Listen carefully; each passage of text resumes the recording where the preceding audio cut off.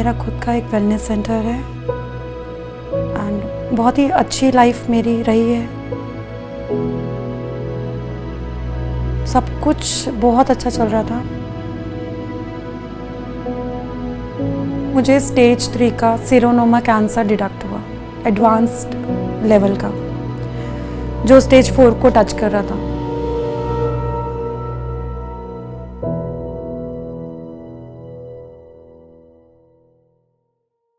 मेरा नाम दीपांजलि है और मैं नोएडा से हूँ। मेरा खुद का एक वेलनेस सेंटर है। मैं 25 साल से इस फील्ड में हूँ एंड सडन रात को मुझे नींद से मेरी सांसें उखड़ने लगी और उसी समय मैंने अपने हस्बैंड को बोला उठाकर नींद में कि मुझे कुछ प्रॉब्लम हो रही है। रात को मेरी वाइफ ने मुझे बताया कि मुझे पेन हो रहा है। मैं 3 बजे तक सोई नहीं।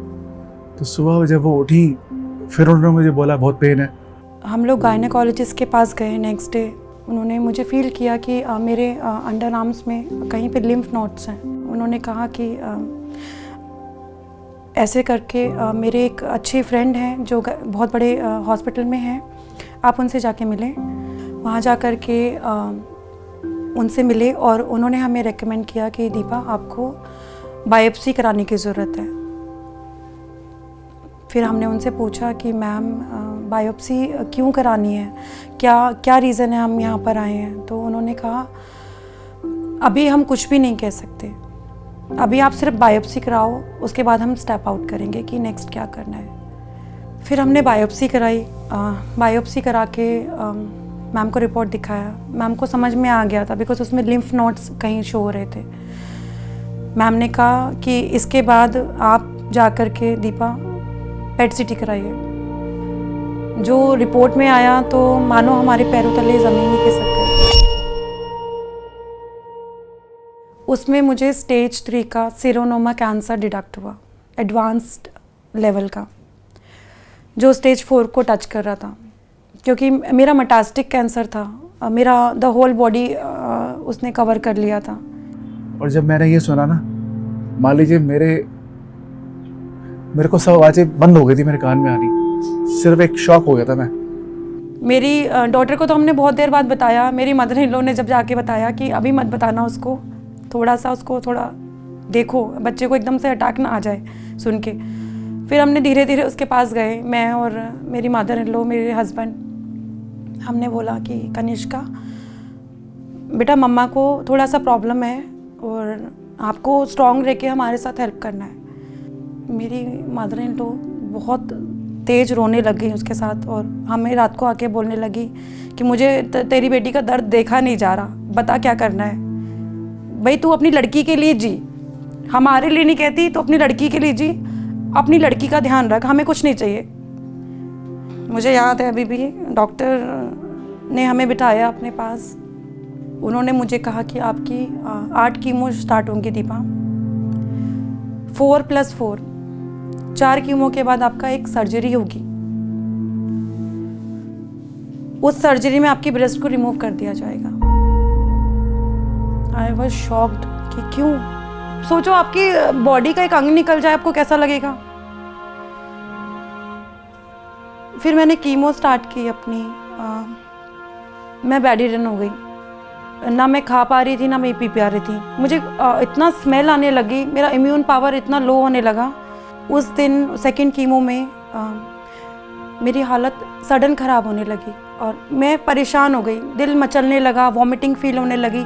मैं जाके अपनी गैलरी में बैठ गई। वहाँ पे काफ़ी सारे पेड़ थे, मेरे घर पे पेड़ हैं। वहाँ पे एक चेयर लगाई, मैं बैठ गई। मुझे कुछ अच्छा नहीं लग रहा था। मेरी मदर इन लॉ कंटिन्यू पूछ रही थी क्या हो गया, क्यों परेशान है, बता मुझे, तेरे पैर मल दूँ, तेरे हाथ मल दूँ। मैंने कहा नहीं, मुझे अकेला छोड़ दो। मैं बाहर बैठी और मैंने जूड़ा बना रखा था, मुझे आज भी याद है, उसमें क्लचर लगा रखा था। और थोड़ी देर बाद मैंने उसे हाथ लगाया, वो मेरा क्लचर मेरे बालों के साथ आ गया, मेल्ट होके। लाइक मेरे बाल पूरे के पूरे हाथ में आ गए। और वो टाइम ऐसा था, मेरे हस्बैंड साथ में खड़े थे और मैंने उनको कुछ नहीं बोला।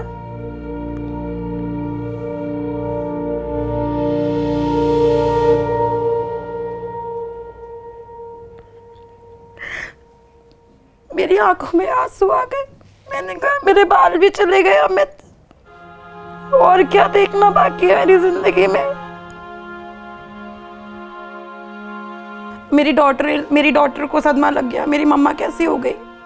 4 कीमो में मेरी बॉडी ऐसी हो गई थी, एक जिंदा लाश की तरह। मुझे नहीं पता था कि मैं आगे ज़िंदगी में चल भी पाऊंगी कि नहीं। मेरे मुंह के अंदर इतने मोटे मोटे छाले हो गए थे, मैं एक सिप पानी भी नहीं पी पाती थी। खाना तो बहुत दूर की बात है, 10 से 15 दिन मैंने खाना नहीं खाया। मेरी सर्जरी करके मेरा पार्ट रिमूव कर दिया। उन्होंने अपना स्लैब बना दिया। They have made a treatment plan how to go on it and I followed only that. इनकी कीमो शुरू हुई दीपांजलि की, जैसे ही दूसरी कीमो हुई इनकी हालत बेकार हो गई थी, बहुत बुरी होनी शुरू हो गई। ये सिर्फ सोफे पे ऐसे सोती रहती थी, इनको उठाओ इनको कोई होश नहीं। मुझे याद है मेरी 11th कीमो थी और 11th कीमो में मैं बिल्कुल बेड रिटर्न हो गई थी। इनकी 11 कीमो हो चुकी थी। सडनली मेरी वाइफ ने मुझे एक फेसबुक पे कैंसर हीलर सेंटर का एक एडवर्टाइजमेंट चलता हुआ दिखाया, जिसमें जो पेशेंट्स थे, कैंसर पेशेंट्स, वो कैसे ट्रीटमेंट होता है उनका, वो मुझे दिखाया कि पेनलेस ट्रीटमेंट है। पर मैंने सोचा ये कैसे पॉसिबल हो सकता है। दीपांजलि जी जब हमारे पास आए थे तब उस समय 16 कीमो करा चुके थे, ऑपरेशन हो चुका था। और ऑपरेशन और कीमो के बाद मुझे याद है जब दीपांजलि जी शेयर करते थे अपना, तो हमेशा कहते थे कि मेरे हस्बैंड तैयार नहीं हो रहे, मैं कैसे ये दवाइयाँ दूँ। And I always use to guide them, I always use to tell them कि नहीं आप दवाई शुरू करो, आप क्या कर रहे हो, अगर इतना कंडीशन ख़राब हो चुकी है अब और कितना कीमो कराओगे। And then it was very difficult. Why? Because doctors ने एक तरीके से इनको वो कर दिया था कि भाई जीना यहीं है, मरना यहीं है, आप कीमो कराओगे, कीमो ही एक इलाज है और कोई इलाज ही नहीं है। सर ने मुझे देख के विश्वास दिलाया, यस दीपांजलि आप ठीक हो जाओगे। हाँ, मुझे याद है कि हमें हाफ एन आवर लग गया था सर से डिस्कशन करने में, क्योंकि बहुत सारे हमारे मन में उथल पुथल चल रही थी।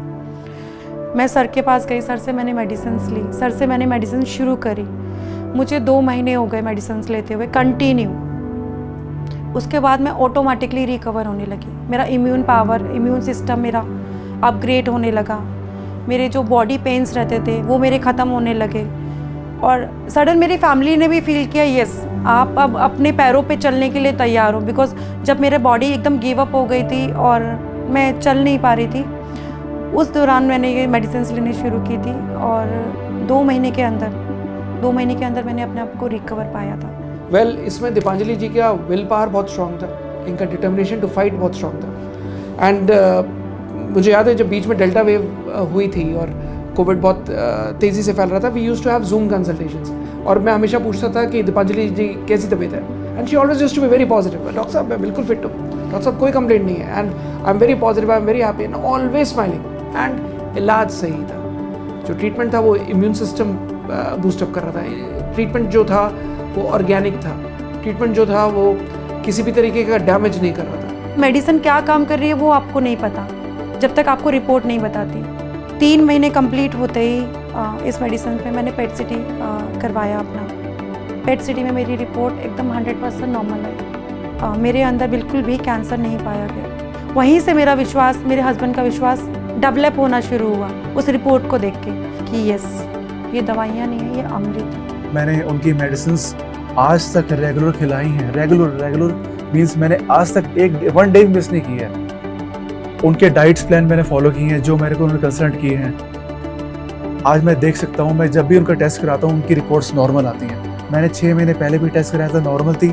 अब 6 महीने हो गए हैं, मैंने अभी 2 दिन पहले चेक कराया, रिपोर्ट्स आर नॉर्मल। और यही चीज़ है जो मुझे आज बिल्कुल ठीक करके यहाँ पे आप लोगों के सामने पहुँचाया है, कि जिसकी वजह से मेरे अंदर एक ताकत आई आप लोगों से बोलने की। एक तपस्या थी, एक डिटर्मिनेशन था, एक डेडिकेशन था कि जो फॉलो करना था, जो इनके लिए बेस्ट था हेल्थ में। Why? Because she was just focusing on great health, she was just focusing on great recovery, and she is a living example for that. So salute to you Deepanjali ji, and really great work. And salute to you, अरे क्योंकि आप नहीं होते तो मैं नहीं होती। Winner हम नहीं, विनर सर आपने हमें बनाया। अगर आप नहीं होते हमारी जिंदगी में तो सीरियसली मैं अपने हस्बैंड के साथ नहीं होती। अभी मैं बीच में सर से मिलने गई थी और सर ने मुझे पूछा था, दीपांजलि अब आप क्या फील करते हो। मैंने उनको अपने हस्बैंड की कंप्लेंट की थी कि सर मुझे गोलगप्पे खाना बहुत पसंद है और मेरे हस्बैंड खाने नहीं देते। तो मुझे अभी भी याद है कि उन्होंने एक सेकंड नहीं लगाया, अपने असिस्टेंट को बुलाया, उन्होंने कहा दीपांजलि के लिए गोलगप्पे अरेंज किए जाए। और ट्रस्ट मी, सर ने मेरे साथ बैठ के उस समय गोलगप्पे खाए। वो फील इतना अच्छा लग रहा था कि ऐसा लग रहा था कि मैं कभी बीमार थी ही नहीं, मेरी रूटीन लाइफ वापस से आ गया और मैं एक नॉर्मल लाइफ लीड करने लगी हूँ। जो मुझे देख रहे हैं मैं उनको एक ही चीज़ बोलूँगी, यहाँ से चले। मेरी नाव कैंसर हीलर था जिसमें बैठ के मैंने जर्नी की और मैं उसको पार कर गई।